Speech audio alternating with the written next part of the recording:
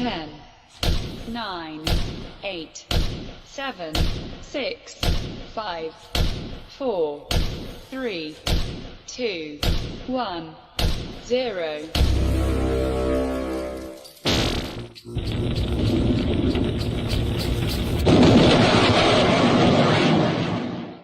Okay, now it's good. And I apologize, folks. Just for those who are wondering, it's because we have a brand new soundboard there. You can see it. It's very different than the one I've been using previously. So it changes everything. And hopefully it sounds a lot better in the quality coming across on your end. It definitely gives us a lot more options here on our end. And so that's one of the reasons why. And so I apologize if it didn't make sense. It didn't sound good. We were trying to fix that. So hopefully everyone's all better now. There's always something when you're dealing with Facebook. There's always some technology issues. Now, one of the first things is I want to mention, of course, that I appreciate each and every one of you. Each and every one of you. I thank you for being here, for everything that you guys do. You make it all worthwhile. And that's why we do this. And so I thank you for all of that. And everyone should hear the clapping in the background, I hope. If you don't hear those sound effects, please let me know. It should all be working, because I think I got the system down now. So we have a lot that we're going to be talking about today. It's a huge episode, lots of things going on. I have a question that is up now, and that question is, just for everyone, do you feel safer with the red flag laws that they're now in effect and they're affecting everyone in New York State? This is something that's going to have a big impact, and I do want to know. I also want to mention, and you probably have noticed it already, but if not, the fact is that we have a brand new background. We've changed up a little bit of the artwork. We've changed up a little bit of the style of it. If you like that, let me know. It's something that we've been working on, and I think it makes it a little bit smoother and not as crowded or as busy. Gives you a couple of little things there. Plus, I like, oh, there it is. Check out the dragon over there. Yes, because I am the dragon of the Southern Tier, Michael Voss. And Congress beware. So that's one of the things I threw in there. All right, so enough of the mindless prater here, just getting people a chance to join in and catch up with us. Let's really start getting into some of the issues that are going to be going on, what we're going to be talking about here. Because I gotta tell you, this is a train wreck that is going on. That's for New York. That's for the United States. We are in the middle of what I would imagine and what I believe is a political train wreck. Things are going all wrong here. And one of the reasons why it's that way, let me show you something that I was talking about in a recent podcast. Just takes a few moments, but I think it will set the tone of everything else we can talk about today. Nope. My real objection is that I don't think political correctness works. Oh, you're not hearing it, are you? I want to get to the Golden Hill, but I don't think that's the way to get there.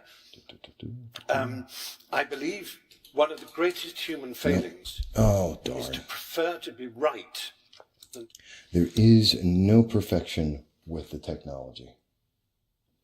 No perfection with the technology.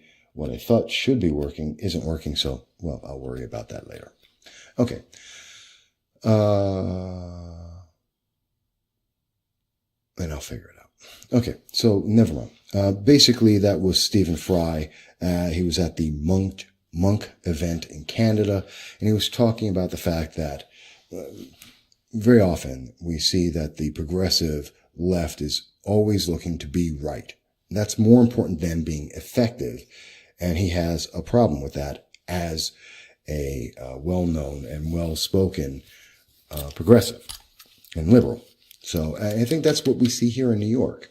The goal is so much about trying to be progressive and to have a progressive ideal so that you can see the 2020 race, to be able to get the nomination for the Democratic Party. And, that may be part of the reason why I'm not, okay, idiot. that may be part of the reason why we're seeing so many of the candidates. They're going so far to the left. And that's all because of what we're seeing with this move to be progressive and to be cutting edge, but not necessarily to be effective or good or helpful to the people. And that's why you'd be amazed in this week alone how many people have told me they were considering leaving New York State. And that's kind of troubling to hear dozens of people say, I'm thinking about leaving New York State. I can't take it anymore. It's the taxes. I can't take the gun laws. They're doing the abortion. This is all one big problem. Not many little problems, but one big problem. And it's just been catapulting all the way through. And we can talk about some of these things. Maybe you've got some of the same concerns. I'm not sure. But let's find out. Let's share these thoughts together. Let's talk about this. So first, one of the things I wanted to bring up is, before I get to the red flags, talking about the gun control and the way it's going to impact women throughout the state, because I think that's a very important thing to talk about, because I don't think it's something that's been considered.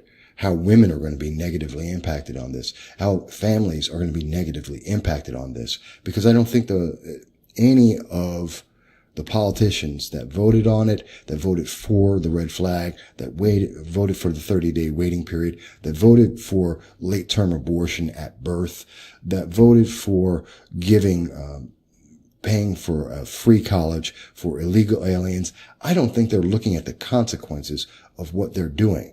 They just think it sounds great. It sounds really good. Progressives like these kind of things, right? And they're going for it, and it'll help Cuomo. It'll help Gillibrand as they go for the 2020 nomination. And they haven't thought about, and then what happens? What's going to happen next? What's the very next thing that we're going to see happen about this? And I have to say, in talking about 2020, and before we get to the big issues, let's talk about the little thing, which isn't that little. Senator Kirsten Gillibrand on the 30th, just about 3 days ago, she came out with this little tweet, talking about how she is not for sale, that what she's doing is just for the public. By the way, I answered her, and my answer was, she's not for sale, she's out of her mind. And I call shame on her. I call definitely the Game of Thrones type of shame on you for just selling out, for totally abandoning all the people that voted for you. I think that is horrendous. Hey, Kelly Wildener has joined us. Kelly, I hope you like the new sound. We've got some new effects. We've got some new equipment, and I hope it's going to make a difference. So we're talking about Kirsten Gillibrand, and I call shame on her for saying that her values are not for sale. And very easily, it's apparent that they are for sale, and she has sold out to the agenda because she's not thinking of her constituents, not when she goes out and she lies to everybody. And that's part of the things that I said we would see in the 2020 election. Way back on October 4th, before anyone was talking about anything about the elections, I came out and I told you some of my thoughts. And I do believe this is all coming out of the Kavanaugh race. I truly believe that all the people who are running for the 2020 election right now, you're talking about, just as I expected, Cory Booker's come out and he's announced that he's running for the 2020 race.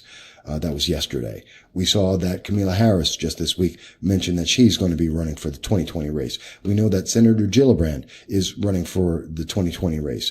And of course, we're expecting Elizabeth Warren, the senator, is also running. So these are 4 of the 9 people I expected. And I can tell you that Cory Booker, no way that he's going to be able to run for president. That man, he's admitted that he's a sexual predator, and he's a sexual predator, and that he's not going to be able to win. No way possible. Not in the Me Too environment, not when he has women who are running against him for the 2020 presidential election. Not going to happen. I stand firm on my belief that it's going to be between Elizabeth Warren, Kamala Harris, and Senator Kirsten Gillibrand. All of them, those are the three people. They're either going to be president, vice president, or vice president, president. Two of those three are going to be the final decision. And that's just because it has to do with, just the gender identity politics that we're seeing coming out of the left. And this is going to have a major impact on everyone in this nation. It's the leading factor in what's going on with the gun control laws in New York. And we're talking about the Second Amendment. And I said a lot of this when I was featured on the News 34. They did a special feature with me. It was posted on January 29th. And wouldn't you know, that was the exact same day that New York State passed its red flag legislation, its 30-day waiting period. This is part of a horrendous plan that we're seeing throughout New York State. And by the way, Tina, can you hear me now? I see, Tina, you mentioned that you weren't able to hear me for a second there. I think it was something with my side of the computer. Can you hear me better now? And you may even be able to hear this. My real objection is that I don't think political correctness. It's still not coming across. I don't know what that is. All right. But that's the problem. These are some of the problems. And this is part of why I hear people saying, very recently, even yesterday, I received a message on Facebook that said, people are leaving New York. They can't stand it anymore. They can't take it. It's a big issue. And I don't blame them, because look at all the issues we have, and none of them are going away. We're going to see that in New York State, we're going to lose, our taxes are going up because we're losing population. And there's absolutely nothing that was passed. And you tell me if you think I'm wrong. Please tell me if you think I'm missing the boat here. But we're seeing that people are leaving in droves. We lost about 1.3 million people net. That's after taking into account we're getting in a lot of immigrants. That's including illegal aliens. And we have the natural birth rate. And we still have lost, over the last 8 going into 9 years, about 1.3 million people. That's insane. That is insane. We are losing people the fastest out of any state in the nation. We are the best friend to U-Haul. We're making those guys rich because everyone's leaving our state. And they're going down to Florida. They're going down to Texas. They're leaving. They're not going to other progressive states. People aren't leaving New York to go to California. No, because they're leaving California too. People are going to Texas. Why? Because it's better. It's better in terms of taxes. It's better in terms of lifestyle, in terms of being able to protect yourself. These are all the reasons why they're doing it. Because people understand, the more progressive you get, the more in debt you get, the less freedom you have, the more trouble you have. That's just a reality. And I don't care if you love or hate any group of people. That's just the reality. The more that we see this, the more it is the same. And that's just the truth. But these are my opinions, of course. You may tell me I'm wrong. And that's perfectly fine. You can. Tell me I'm wrong. Send me a text. Send me a phone call. You can call into the show. You can make a comment on Facebook. I'm here. I'm listening. I'm here for you. And by the way, just so you know, if you're calling in to the show, the phone is behind me, so I don't actually see it. It's part of the new setup that we have, so I don't actually get to see it immediately. So definitely if you can, leave a little message here on Facebook so I know that you're calling in, so I can try and hook you into the system and make sure that we're all able to hear you. And you should be able to do that. And I'm going to test something else. But let's go into some of the breaking news out there. And I love my sound effects, of course. And here's one of them. Newsflash. Newsflash. That's right. I love that one. So the newsflash is that we know that the politicians just don't care. And we're seeing this in every single one of them. Kamala Harris is talking about how she wants to pay people to be poor. Does anyone think that's going to help the economy? An economy that, even though the government was shut down for over 30 days, we saw that the December unemployment rate held steady at 4%, and we had double the number of people getting jobs and going to work than what was expected. The nation was expecting 170 people to get jobs. 300,000, I think it was 340,000 people got jobs in December. Now, I believe most of those jobs are going to be temporary part-time jobs because it is the fourth quarter. There was sales for Christmas. That's the normal thing. But we had such a huge increase, and the government was shut down. 25% of our government was shut down, and most people, the overwhelming majority of 330 million people didn't care, didn't notice, because we have too much government. And we have too many people doing nothing. That's not to say that these people aren't important. Everybody's important. But we have too many unions. We have too many government workers. The biggest employer in the nation is the government. And that's because we rely on the government so much for everything. Too much. Too much. And that's the problem. When we rely on the government that much, the only way it can do things is by taking away our freedom. And by the way, folks, I'm still getting used to this new system. It's reset everything, new backgrounds. It's throwing me. By the way, let me know. Do you like this?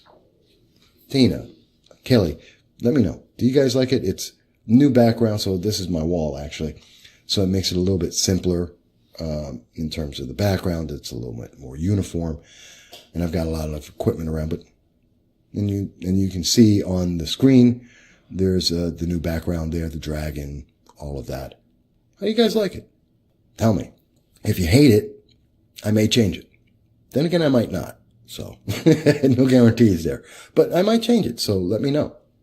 Separate of that, let's talk about all the things that are happening here. So, we have a lot of laws that have been affecting people. And let's be very specific. I think every single law in New York State so far has been designed and is purposed for the 2020 election.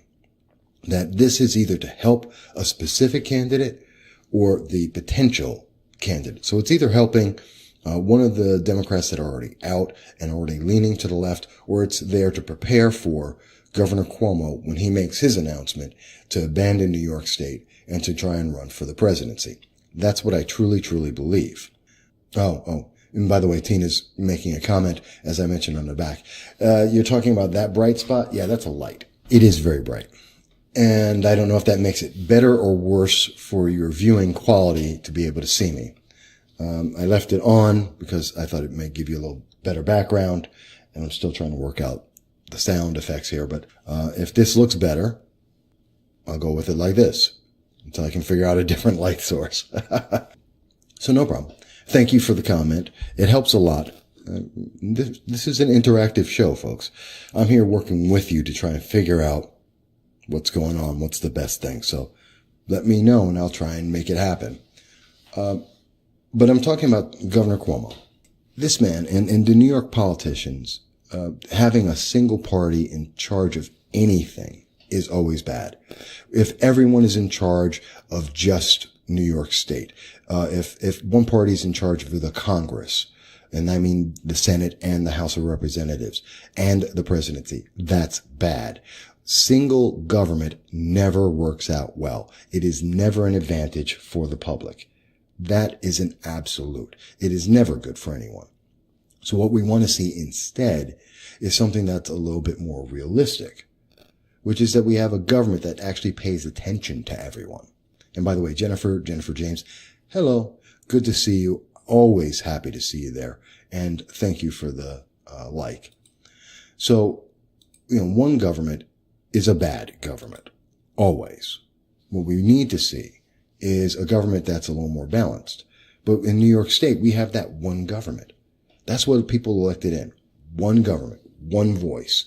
We elected in Governor Cuomo saying that he's not listening to anyone. That's what he said in the State of the State. And he said that he's just going to pass what he wants to achieve the goals that he wants. And that kind of scares me, because what are we seeing? We've seen that illegal aliens are going to get your tax dollars. my tax dollars, your tax dollars, and they're going to go out and they're going to get a free college. I was talking yesterday to Chris DeMarco, who is the Binghamton University College Republican Club president. And he was mentioning it's kind of upsetting that he, as a resident of New York State, who pays taxes, who works hard to be able to pay for his school and to live in New York State, and his taxes are going to someone else to be able to go to school while he pays for it.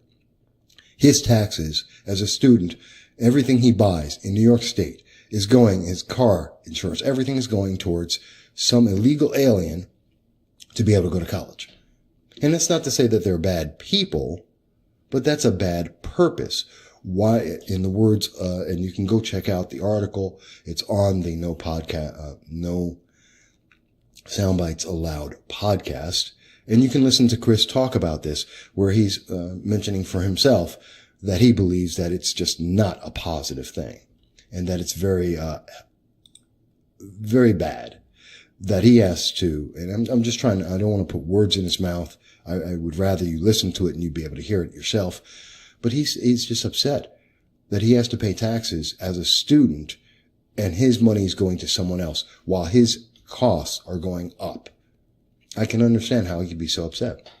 And by the way, Jennifer James has joined us, and thank you, Jennifer, for the comment about the look. Yeah, we changed up a few things. You may hear the sound is a little bit better as well. We changed up that end of it. So, some of the equipment's changing. Some of the look is changing. So thank you for that. So that's very upsetting and that tells you the focus of what we see in New York State and why people are leaving. The focus in New York State is no longer about the public. It is no longer about the people who are in New York. It's about everyone else. It's about the illegal aliens. It's about helping people who have broken the law and giving them a reward. Why? Because that fits the moral ideals of the far left, of the democratic socialists, the Alexandria Ocasio-Cortezes of the world, the Bernie Sanders of the world. They believe that is the best thing, that America has too much, that you have too much. So no matter what the taxes are, if it's 82%, as Alexandria Ocasio-Cortez has suggested, if it's 70%, which I saw suggested by high school students at Anthony Brindisi's town hall in Binghamton last week, when I'm listening to them saying 70, 80%, they're not thinking about the middle class who are going to be paying 50, 60%, or the poor who's going to have their taxes increased as well. And maybe not as directly. So, anyone who's poor, you're not going to see necessarily your tax rate jump up. Although, if you're talking about the green energy and a new energy grid, or if you're talking about Medicare for all, yes, it must go higher. So even the poor people will be paying more. They'll pay twice as much as they're paying right now. But that's not what I'm talking about. Look at everything you have to pay for. The minimum wage has gone up. And we have seen article after article in Forbes, the Wall Street Journal, all the citations that have said businesses in Manhattan and throughout New York City and New York State are closing. Here in the southern tier, we've just lost Nurchi's downtown, which is in the Endicott region. It closed after decades of being here. We've lost businesses that have been around for hundreds of years. Why? They can't afford New York State because we don't have anything helping to support this. The costs are going up, but people aren't making more money. Taxes are going up, but people aren't making more money. And that's the problem when you artificially increase this. Now, Jennifer mentions that thousands of middle class fluctuate too. Sometimes they get upper middle class or become lower middle class, etc. Also, I believe the millionaires pay a huge percentage of our federal taxes. To be exact, yes, the top 1% of our nation actually pay for 70% of all taxes. 70% of all taxes are paid by the top 1%. Excuse me, no, it's the top 5%. Top 5% pay 70% of everything. The middle class pay another 25%, and then the rest is anyone who would be lower middle class or below. They make up any of the difference. And usually the lowest, the poorest of the poor, usually they get about 65% back to them. So it's insane. It's an insane system. And that system doesn't work. Yeah, Jen. It is crazy that, wow, we have that much money. And people are saying, with a 40% top rate, let's call it 39. Actually, it's been lowered because because of the Tax Cuts and Jobs Act, it's been lowered. And that's why we're seeing such a big growth in business. That's why in December we saw 340,000 jobs created, temporary as they were because of the fourth quarter, but still jobs were created far in excess of what anyone expected and far in excess of what we were told under President Obama and by Nancy Pelosi and by Chuck Schumer. We were told we would never see these kind of numbers of growth. We would never see the nation ever reach that kind of positive impact of GDP because we were in a new economy. Well, they're wrong. That's just an absolute fact. They are wrong. In New York State, the reason why New York State is stagnating is because we are 50th in business friendliness, which is driving out businesses. Because we have this idea that we can just keep taxing people, and as long as we tax them, well, we're just going to be able to pay for everything. That people are going to continue to just keep paying higher and higher taxes with absolutely no benefit just because, well, that's what they're going to do.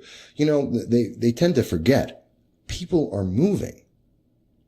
Did you know, and this just came out, I believe it was in December, I did an article on this, that in 2018, not only did New York State lead the entire nation in the number of people leaving New York or leaving a state. We were out of 50 states, we were number one.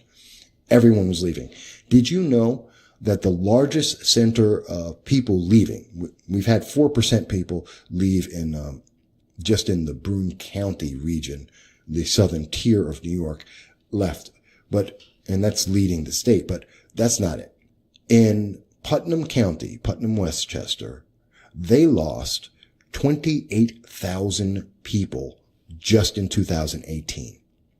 28,000 people just in 2018 left Putnam County, and their average income, $48,000. That is your middle class. That is the example of what we're talking about. These policies under Governor Cuomo, under a single party New York, that is driving people out in droves, and the people that they are pushing out are the middle class, the people who are pro-gun, pro-life, that build the businesses, the small businesses that are able to create the growth, the jobs that everyone else is able to go out there. And the only answer that Governor Cuomo, the single party government of New York right now, the only thing that they can offer is higher taxes and the government subsidizing, picking winners and losers and going out there and saying, we want this business to succeed, that one we don't. We're going to help Amazon and we're going to pay them $4 billion to come into downtown New York, create 25,000 jobs. By the way, do the math on that. Imagine how much they're paying per job. That is insane because New York's not getting taxes for the next 10, 20 years because of that deal. But they're creating 25,000 jobs. Fantastic. They're willing to do that. But let me ask you, if you took $3 billion and spread that amongst the upstate small businesses, what do you think is going to create more jobs? Do you think you would create 25,000 jobs, or do you think you might create 250,000 jobs in New York State if you took $3 billion and you gave it to the small mom and pops that are all over this state?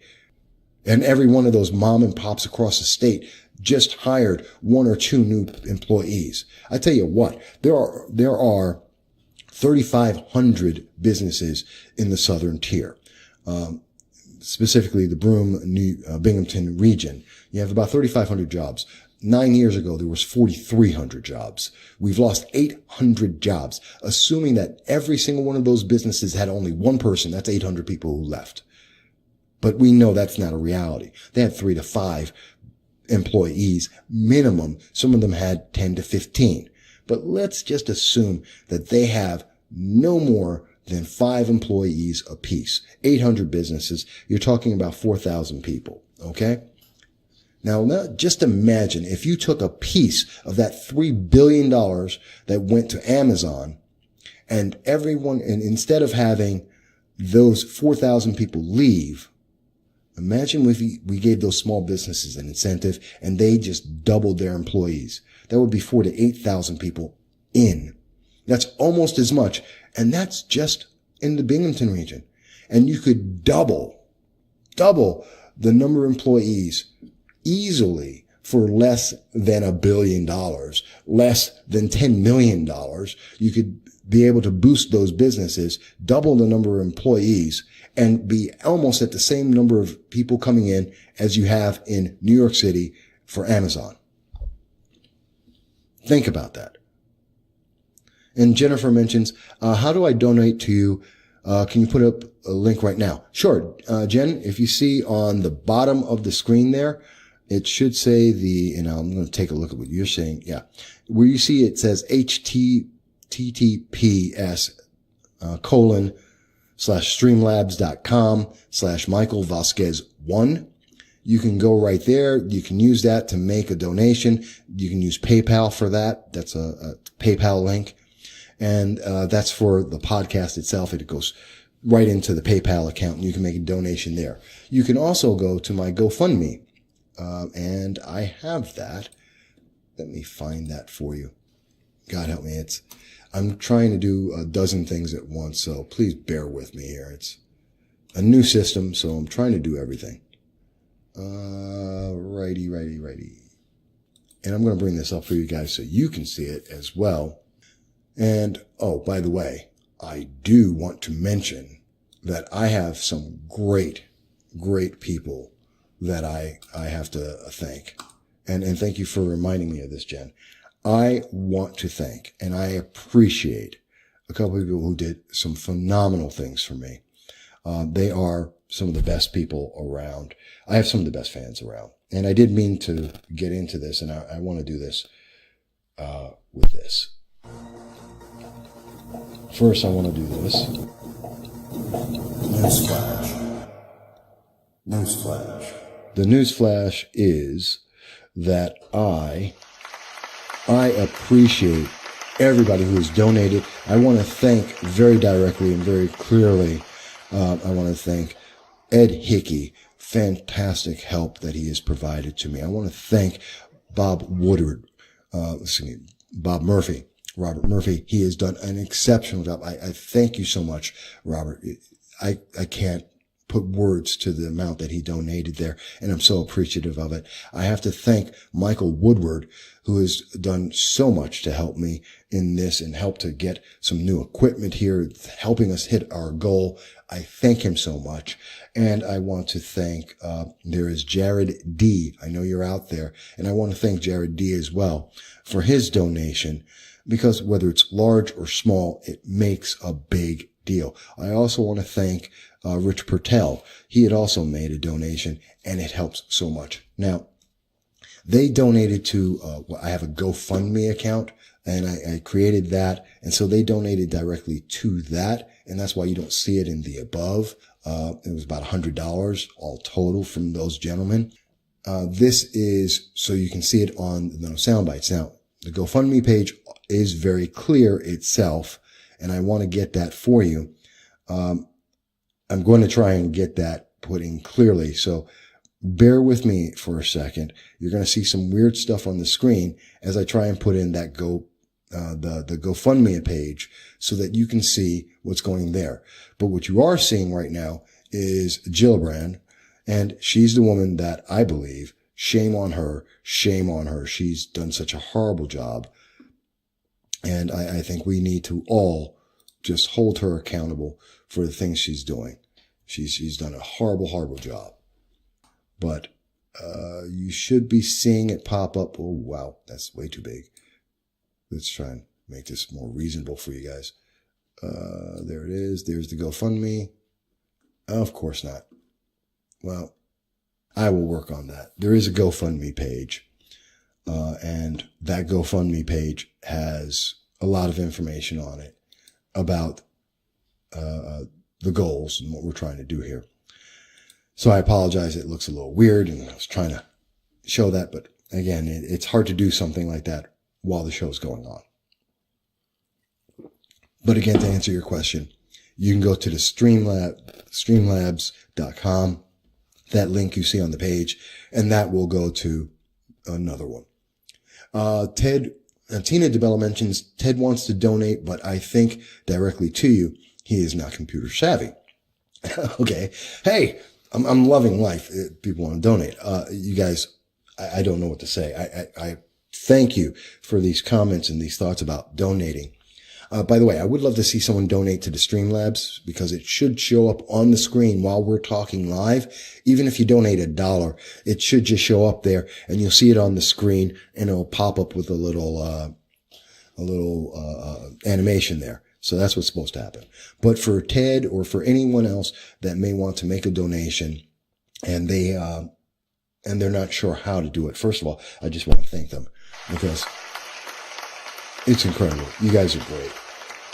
And it helps so much. You have no idea how much it helps to keep the lights on, to keep food going and keep me alive. And more importantly, though, to make this show able for us to go, we're going to CPAC, to be able to go out and talk to the various politicians and do all the interviews we do. It helps immensely. So, for anyone who can't donate, they're not computer savvy, they're not comfortable with that, the best way is give me a call. And I will arrange, I can give you my address, and I'll be happy to forward that to you. Actually, I think it's public. Yeah, actually it is public. So I know it's a little tricky and dangerous for a lot of people to put their address out there, but actually, ever since I ran for Congress, it's been public. I forget sometimes, and it's easy enough to figure out. So this is where I am. And this is for anyone who's not sure, not comfortable, wants to have some other alternative to do it physically, like with a check or a money order, then just give an address. I gave you my address, and you can do it by just mailing a money order or a check there. I know Jennifer's mentioned that she's going to be going to the GoFundMe. She doesn't have PayPal, but I believe the GoFundMe should be able to take it in any format. So we're trying to make it easy for everybody, as easy as possible. But I did want to answer those questions. But let me continue, because it's not about, while I love the donations and I thank you for the questions about them, this is all about what's going on for you and what's happening in the economy. And that's really where I want to focus on. So we were talking about how this is hurting. If they just took the money that went to Amazon and put that back, just give it back to upstate New York, give it to the small business owners out there. If we stop trying to bring in business from other countries, in the southern tier, we see that we're going to be bringing in a hemp factory from Canada. So Canadians are coming into the southern tier of New York to create a hemp factory that they're going to sell throughout New York and the rest of the country. Great. It's going to create business. They're talking about it being $300 million, which, quite honestly, I take with a massive grain of salt, and I really don't believe. Because whenever I hear that, I think of the Nano Center. It's going to bring in billions. We're going to become the manufacturing center for semiconductors and chips in New York State. We're going to bring it back from the South back into the Northeast. And it's basically empty. Nothing. We were going to create a Hollywood studio here in New York. Thank you, Governor Cuomo. Tens of millions of dollars. But this will allow Hollywood to come into New York State, and we will make the second Hollywood in New York State on the East Coast, and they'll be there, and they'll be able to use the facility. It'll be fantastic. Wound up selling that location for $1. tens of millions of dollars spent. We sold it for $1. This is all tax dollar. This is your money. This is my money. We're spending tens of millions of dollars. We got $1 back. I think of the drone testing center up in Griffiths International Airport, which I've done a lot of articles about and I've been following. We've spent over $250 million, $250 million and counting on this place. It's created 11 jobs that I am aware of. I have yet to hear an update that says that a single job more than 11 has been created. It means we spent $23 million per person employed. $23 million per person employed. That is stupid. That is ridiculous. That is a waste of money in New York State. $23 million can create easily. You're talking about 1,000 jobs at 25,000 a piece. 1,000 low. If you have minimum wage jobs, that's 25,000 minimum wage jobs. Excuse me, correction. It's 1,000 minimum wage jobs at 25,000. 1,000 jobs created. 1,000 versus 11. That's stupid. That is stupid. And that is part of the mismanagement of New York. So when I hear that the hemp factory is going to create $300 million in New York revenues, I really don't believe that. Will it help the area? Sure. And they say we were promised by Chuck Schumer that it's going to create 400 jobs. And then immediately, literally 45 seconds, look at, and I have an article on this and I highlight that 45 seconds after he said, oh, it's going to create 400 jobs, he backtracks it and goes, well, that's my estimate. Other businesses may come into New York because of that business, and therefore we may get 400 jobs. Come on, you're being out of your mind. Realistically, in articles that have just come out this week, say that it's going to be somewhere around 100, between 90 to 120 jobs actually created. Not the 400 that Mr. Schumer said, not the 400 that was promoted by the news media. No, the estimates are realistically somewhere between 90 and 120 jobs. And we have to think about the $300 million that are going to come into the southern tier in New York. Well, most of that money is actually going to go back to Canada. This is a Canadian company. So even if hemp is the biggest thing in the world and they start making stupid amounts of money, most of that money is leaving the United States. It's leaving New York State and it's going to Canada. And we just gave them, 10, 20 years of tax abatements, which means they're not going to pay any taxes for the next 10, 20, I don't know how many years. No money. They're not going to pay any taxes. How much of that money could have been used in a local business like the local Nurchies that just closed down to expand its business or maybe do a new division? How many companies have closed? We just lost the jewelry store that was at the Johnson City Mall. And I know a lot of cities are seeing something like this. We've lost every major location in our Johnson City Mall. Sears is gone. Macy's is gone. I believe Burlington Coat Factory may also have been gone. We've lost everything over there. They're leaving in droves. We are watching businesses. McDonald's closed about 10 years ago. Can't open up a new location. We've seen 2 McDonald's in the Broome County area and in the Binghamton area close down.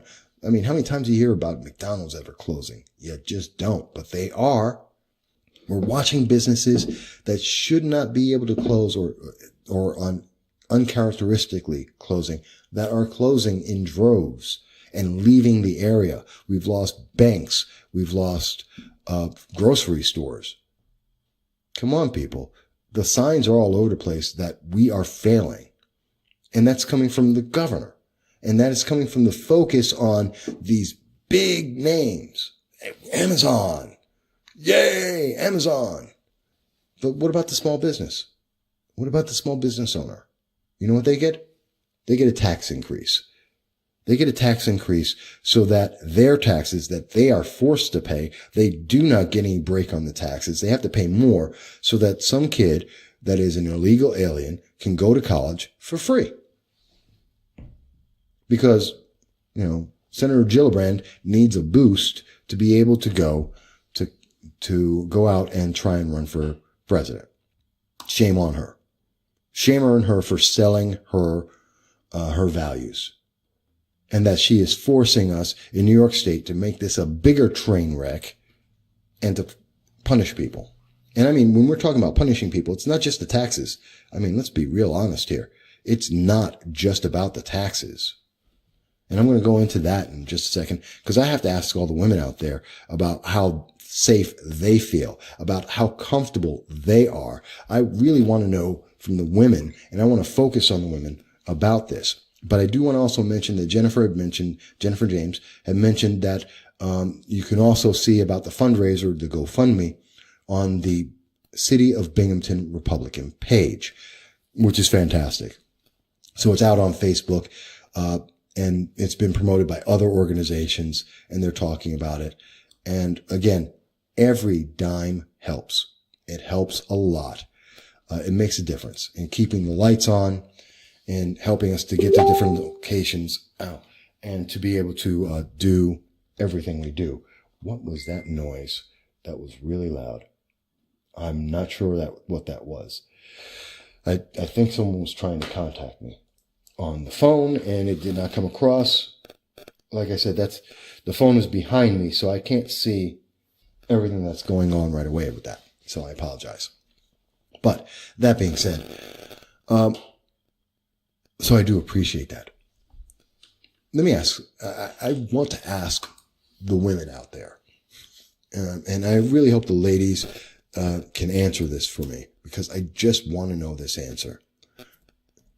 Do you feel safer? Do you feel better in New York State ever since we got these new laws in place? Because I don't think most women do. I do not think so. I think that most women would be scared and terrified. One of the biggest things, we'll talk about red flag in a second, but this is what the New York single party government has decided unilaterally, without discussion, without consideration. What they said is that if you are a woman who is fearful or in danger or threatened by domestic abuse, or you are threatened by rape, and this is true of men too, so it could be men or women, transgenders, whatever. If you're someone who is threatened and you believe that you have imminent threat of being raped or abused or domestic abuse, New York State has said that rather than allowing yourself the option to go out, to spend the next 3 days or so to be able to get a firearm, to be able to be trained on a firearm, to go out there, get that training, and be able to protect yourself immediately for that immediate threat. Instead, the answer is you get to wait 30 days. 30 days that you cannot be trained. 30 days that you cannot do anything except be threatened and possibly have the worst of assaults inflicted upon you. That's kind of scary, isn't it? I don't know. I think that's scary. If I were in threat of being assaulted, if I had a belief that someone was going to assault me tomorrow, and quite honestly, I do have that fear very often. I'm a public figure. I speak about very public issues. Not everyone agrees with it. There are some people even in the local region here in New York that have very extreme views. That would be Black Lives Matters, Political Leaders of Tomorrow, otherwise known as PLOT, Citizen Action, a lot of people on the far left, some of their extremists of those extreme groups. I get threats from time to time. And so there is a real physical threat there. And I have to wonder, if I were to get a new firearm, or if I were to have a firearm, whether or not I have one doesn't matter, there's that 30-day waiting period. If I got a death threat tomorrow and I said, oh, this is credible, I bring it to the police and mention to them, this is credible. They investigate it. You're right. It is credible. You should defend yourself. You should be able to defend your home. You should defend yourself when you're walking around or going to various events where these individuals are going to be, and they congregate and have masses of them. So it's not even like I'm defending myself against one person. I would be defending myself against several dozen people if I'm covering a protest in one of their events, one of their candidates like Anthony Brindisi, and I am outnumbered severely, and I have a credible threat for the fear of my life in these events. And New York State saying, well, don't worry about it. Just wait 30 days. Or pray that the police will show up in time. Don't worry. It's, Binghamton, New York. They should be able to be in most locations somewhere between 3 to 8 minutes. And quite honestly, they have been. And I've had someone break into my home in the middle of the morning at like 4, 5 in the morning. Person high on PCP broke down my door, one of my doors, came in and broke into my home, and that had to be defended. And the police were called, and they were here in about 3 minutes, 20 seconds, maybe even less, about 3 minutes and 20 seconds. But imagine the danger and the damage that a person high on PCP can do in 3.5 minutes. Imagine what 10 people, 10 political fanatics can do in 10 minutes or 5 minutes or 3 minutes. 10 people. Imagine what they can do in 1 minute. How do you defend yourself? And that's assuming that I'm a 50-year-old man in decent health and shape at, 5'11". Imagine if I was 5'2" or 5'3", if I weighed roughly half my weight. That's not to say that women can't defend themselves. I'm not saying that. Not at all. There are women out there who will beat me down in a heartbeat. I don't question that. That is absolutely a fact. I'm sure there are. And I have no doubt. And I know many who could. So that's not the question I'm talking about. I'm talking about in dangerous situations where you're outnumbered, in situations where you're taken by surprise, where you have a credible threat and you're trying to defend yourself and give yourself options because you don't know what you're up against. Criminals don't care. Crazy don't care. Does that make anyone safer? Think about the Islamberg plot to blow up the 4 kids who had a plot, and actually not kids, young adults. Many of them were in their 20s, that are planning to blow up Islamberg. Think, no one in Islamberg is made safer because of the 30-day waiting period.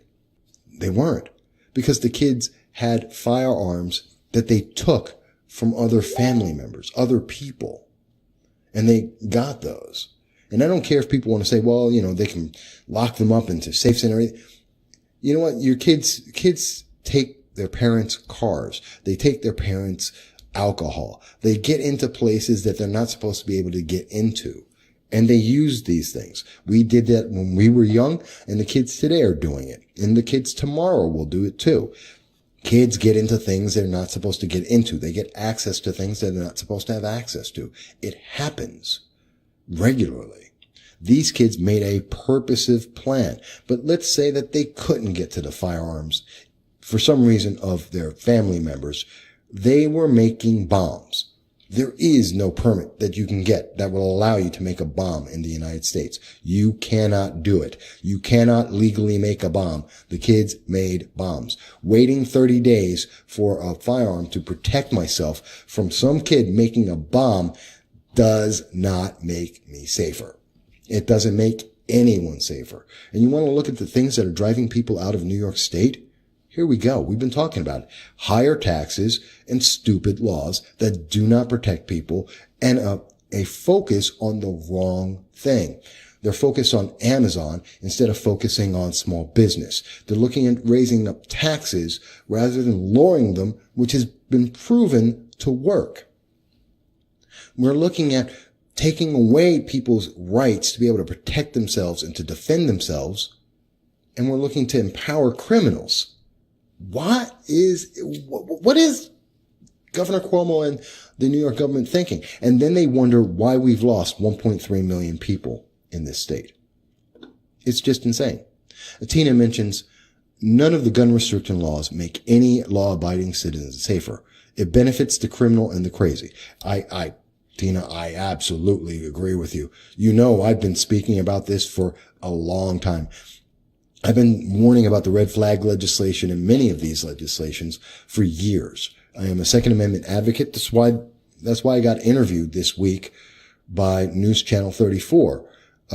Because I am a recognized expert. This is one of the things I talk about and I have a great passion on, and I follow it regularly. And I can tell you right now that between today and June 30th, there will be 500 red flag actions, legal warrants that will be issued to take guns away from families. And I guarantee you that 100 of those will wind up with Child Protective Services taking the children from the families, 100 of those families. Mark my words. You're going to see Child Protective Services taking kids left and right. We're going to see. And you know why I know this? And you know why I can say this? Because the red flag laws state that they must notify Child Protective Services. And it is a absolute mandate of Child Protective Services in New York State that if you are so dangerous a home that the police need to take your firearm, then it's too dangerous for your children to be there. The state must take your kids. That is an absolute fact. And let's think about this. Every single school and every single teacher will have to put in a red flag request, because if for any reason any of these children one day, even one of them, were to ever do anything slightly wrong, then they're going to be sued because they had notice and they had the opportunity and they didn't notify someone, so they are legally liable, them, the school system, and so forth. And so they're going to do it. So you've got the problem of the potential of lawsuit that would be able to crush a city because of a teacher not enabling the government to take that kid away from their family and to take their firearm as well. You're going to see hundreds of these red flag actions that are done merely to cover the CYA, just on the basis of CYA, that have no real purpose. And it's going to disrupt people's lives. It's going to destroy businesses. Just because that's the only way to cover yourself from the law. And it helps no one. Why would anyone stay in this state and have to go through that? Why would anyone want to be in a state where they're being persecuted for enacting their civil rights? Does that make sense to anyone? Why would you do that? It doesn't make sense. Of course people are leaving. Women aren't able to protect themselves from rape and from domestic abuse because some politician thinks they should wait an extra 30 days because they're not important enough to be able to go out there and get the training and get the firearm to be able to protect themselves. That's not as important. No. It's more important to have the right moral values, the right progressive values, than it is to be effective and help people. That's a shame. That's Alexandria Ocasio-Cortez on 60 Minutes. It's more important for her to be able to feel morally right than to actually be right. It is more important to have the right feeling than it is to be effective or to be honest and truthful. That is why New York State is falling apart. Because we are watching the Democratic Party, the progressives take over the Democratic Party and their idea, the progressive ideal. And I don't mean Democrats. I know many Democrats, they don't agree with this. And I'm so happy about that. But we're watching the progressives out there with the idea that feeling good is better than being good or doing good. And that is destroying New York State. And this is why I'm hearing so many people say they're leaving. And there's very little that we can do to stop this. We can stop the red flag laws and protect families and protect individuals with their Second Amendment rights. It's going to take 7 years. How do I know it's going to take 7 years to get that done? Well, the answer is very simple. That's exactly how long it's taken for the SAFE Act to go and get to the Supreme Court. 7 years. And by the way, politicians hate for people to remember things, but I think it's very important. Do you remember the conversation in 2012, December of 2012, which I did a video on it, and I know a lot of people were talking about it. And into 2013, January, we were promised that the SAFE Act would take the firearms away from the criminals and it would make people safer in New York State, and that we would be all better off. All we have to do is pass the SAFE Act and people will be safe. Gun violence will be down. You're going to be safer every day. And the answer is, didn't happen. Did not happen. You don't have to believe me. Look it up for yourself. It is called the New York Gun-Involved Violence Report. The GIVE, 2018. Murder with a firearm up 11.5% over the last 10 years. In Binghamton, Southern Tier in particular, gun-involved violence up 29% over the last 10 years. Up 17% in the last 5 years.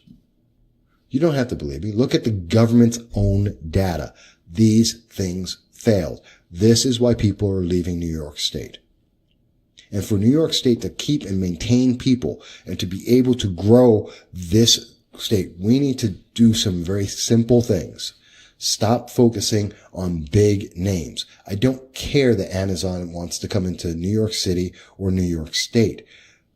Take the billions of dollars and put it on small businesses, and we will grow 3 times as many, 4 times as many businesses and individuals than one Amazon throughout the state, and be able to lift up dozens of communities rather than one hub.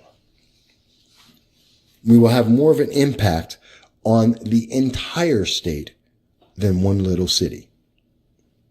Of course, that one little city is very political.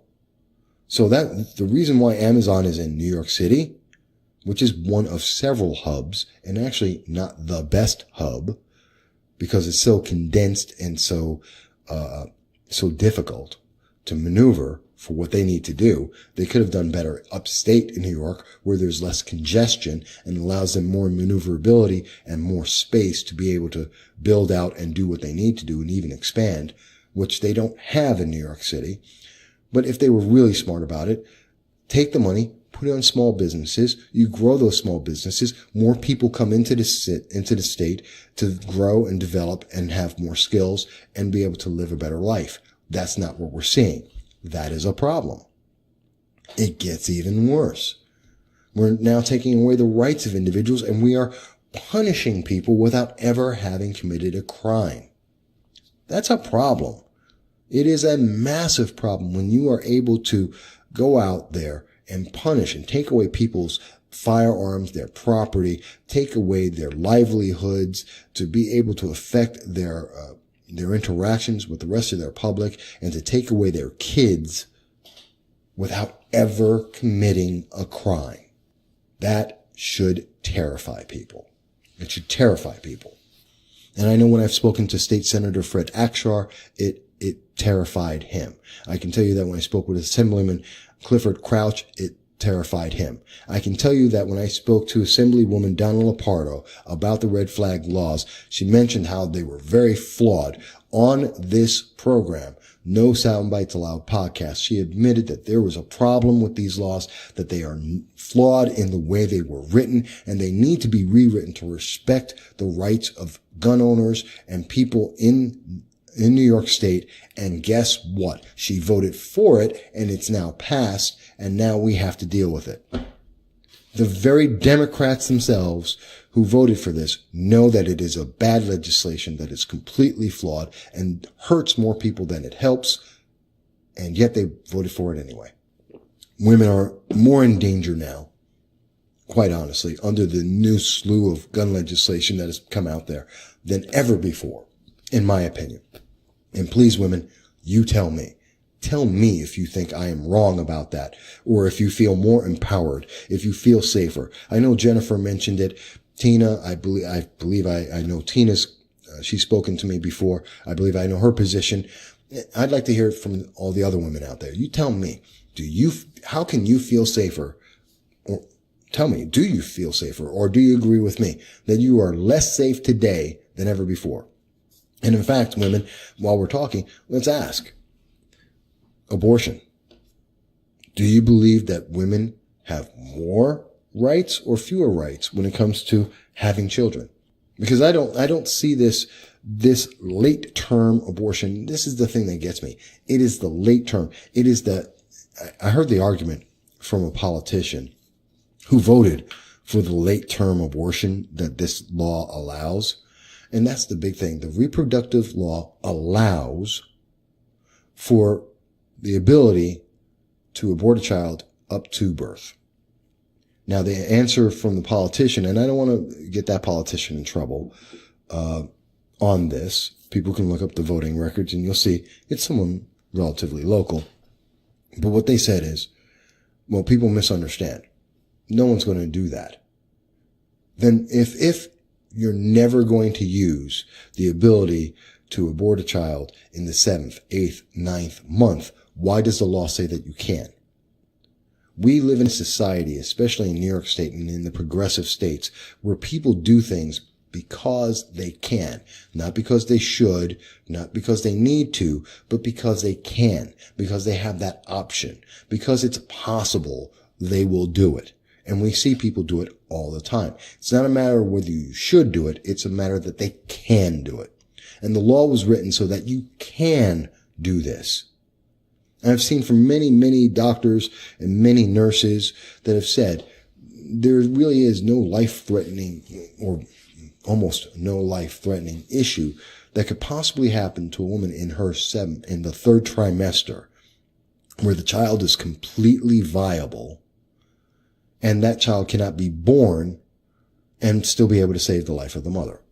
So I don't understand why would you have this stipulation? The child can be born and you're willing to instead kill it. You've given that option. You've created this theory and you've taken out some of the protections for women against people who would attack women who are pregnant, because you took everything that has to do with abortion and all of its aspects and taken it out of the criminal code so that if someone were to attack a pregnant woman and that woman were to then have an abortion, especially of a later term child, then that person would go to jail for murder. Well, that's no longer murder. So women have less protections. That's what that is. I don't know if a lot of people realize that. In taking those statutes out, especially about the late term murder of a child in womb, if you were to harm that child under prior law, you would be able to be prosecuted by law. Now you cannot. Women have less protection, even though they're, quote, getting more choices. And we're being told, well, no one is going to use that choice to do basically and essentially birth control.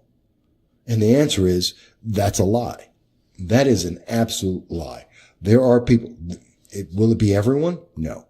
There are people out there that will use late-term abortion as birth control, because there are people out there who will smoke bath salts. So let's be honest with each other, please. You can't tell me no one's going to do that. If there are people who will smoke bath salts, if there are people who will eat Tide Pods, then I have to tell you, there are people out there who will use late-term abortion as a form of birth control.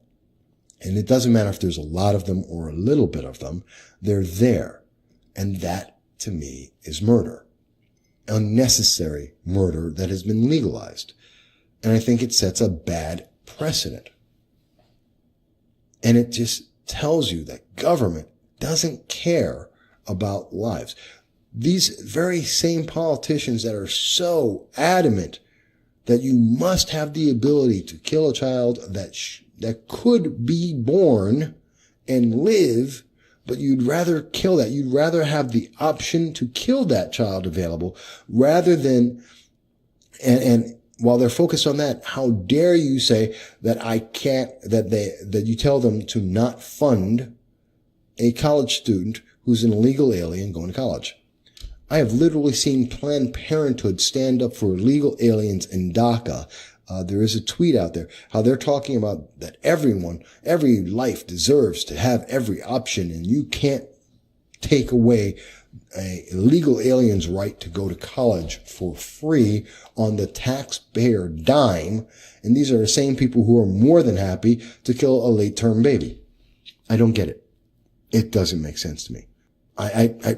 Please, someone explain to me why you need that option. I'm not saying that you shouldn't have the option. We can have that discussion. And we didn't have that discussion in New York State. That's the thing that really upsets me. At the end of the day, we didn't have that discussion.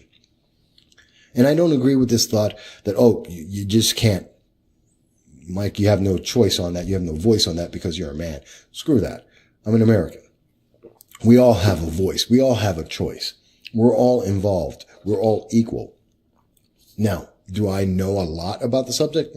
I have limits, but no one makes a baby by themselves. And everyone has a voice in this because this affects everyone. And these are all reasons why I'm seeing people leave New York State.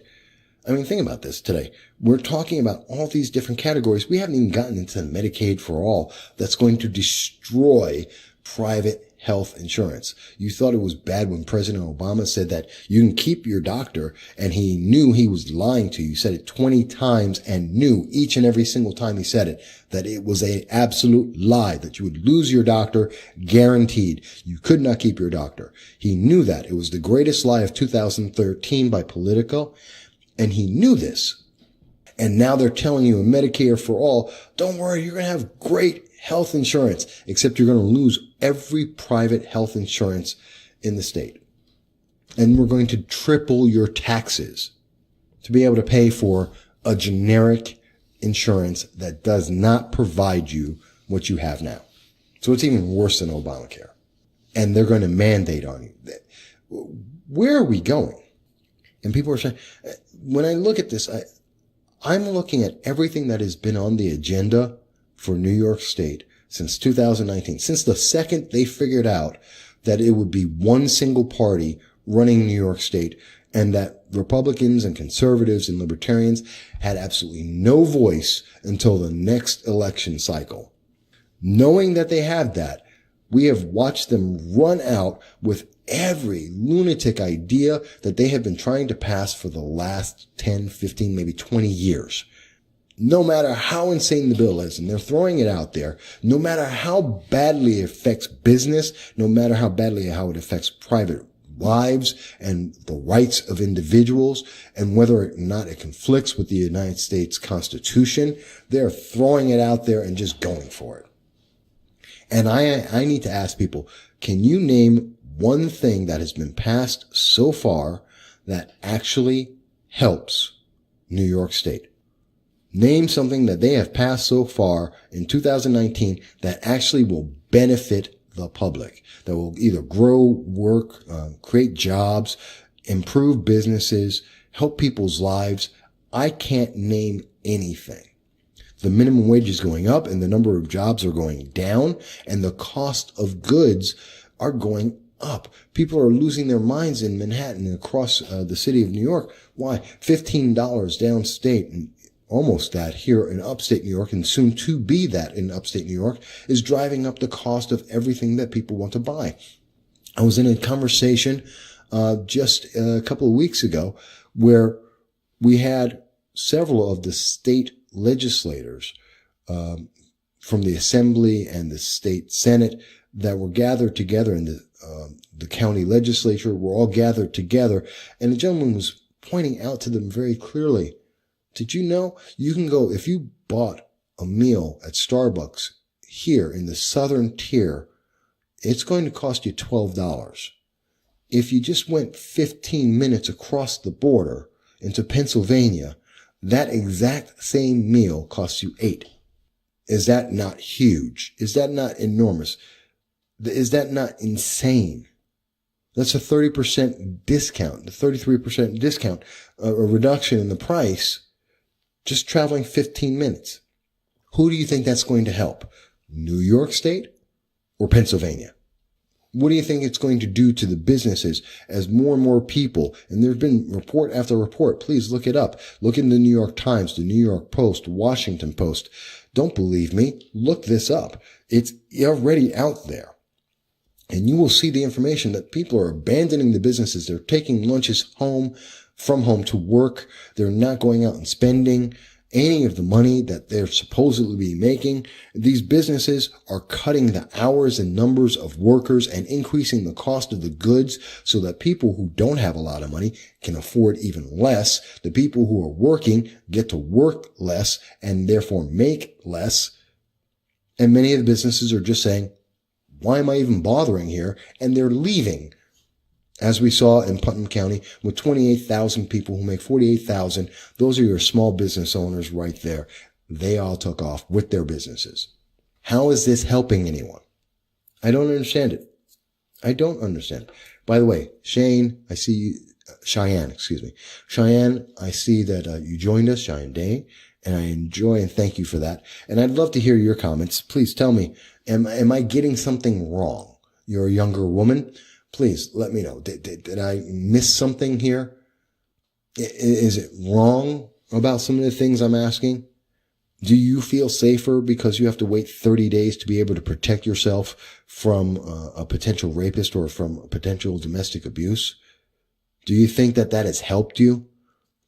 Do you think the politicians in New York State are listening to anybody except maybe Alexandria Ocasio-Cortez, maybe the political leaders of tomorrow?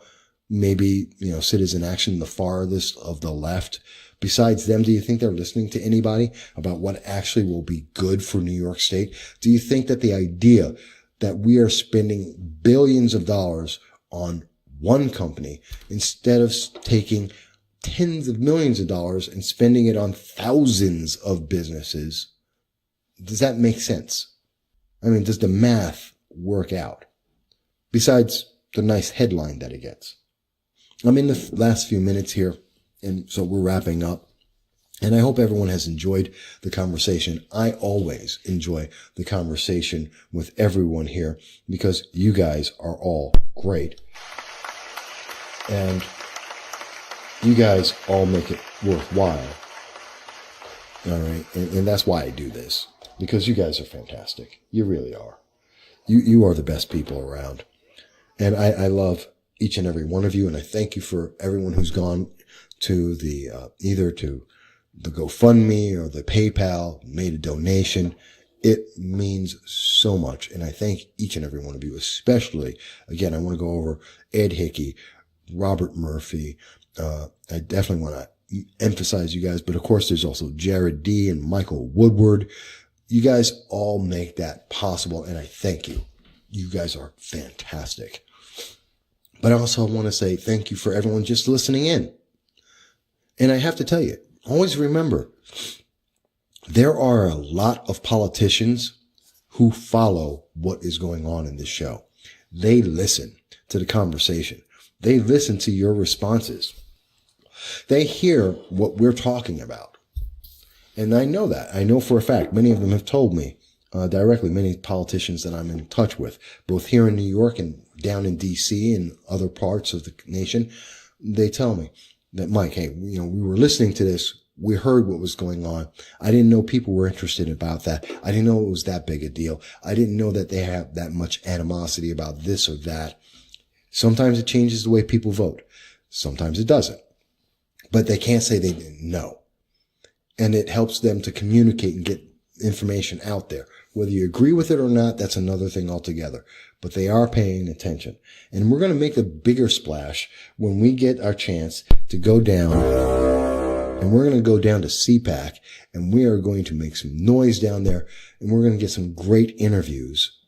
And I have to thank you guys for helping us to be able to go down to CPAC 2019 and to be able to do the interviews with some of the politicians and the leaders of the politics in our nation.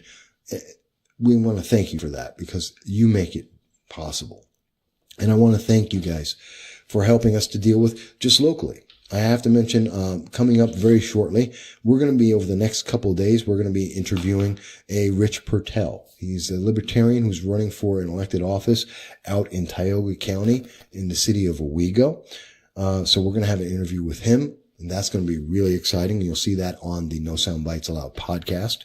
You can also go there, and we're going to be interviewing a Jennifer Taylor, who's also another libertarian in Tioga County, and we're going to be speaking to her as a first-time candidate on her experience out. We enjoy speaking to a lot of the politicians in this region and across the country. We've got interviews still scheduled with County Executive Jason Garnar. We're supposed to have an interview scheduled with the City of Binghamton Mayor Rich David. We're looking forward to that if we can get that finalized. We have several other politicians that are looking to get onto the show and to speak with us, and we're hoping to have them all very soon. And it's all because they come onto the program, they speak with us because of you, because of your paying attention, your comments, your thoughts. So please keep them coming.